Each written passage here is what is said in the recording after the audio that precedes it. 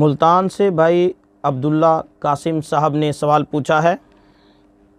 وہ لکھتے ہیں، مفتی صاحب میں ایک دکاندار ہوں، بعض اوقات ہمیں کوئی کسٹمر جعلی نوٹ دے جاتا ہے۔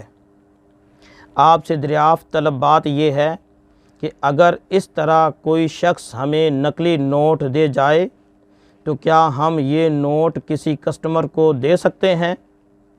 واضح رہے کہ بعض نوٹ اس طرح بنائے ہوتے ہیں کہ بالکل پہچان نہیں ہوتی، تو اس صورت میں جس کسٹمر کو دیں گے اس کا بھی نقصان نہیں ہوگا۔ ایسے نقلی نوٹ جسے عام آدمی نہ پہچان سکتا ہو، اسے چلانے کی شرعاً اجازت ہوگی یا نہیں؟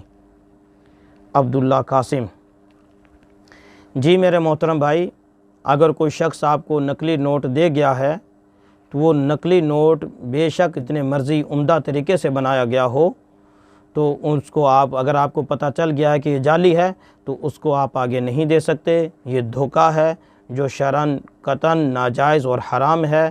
جو نقصان آپ کا ہوا اللہ تعالیٰ انشاءاللہ آپ کو اس کا اچھا بدلہ دے گا، لیکن آپ کے لیے جائز نہیں کہ یہ نوٹ آپ کسی اور کو جانتے بوجھتے ہوئے دلا دیں، سخت حرام اور گناہ ہوگا۔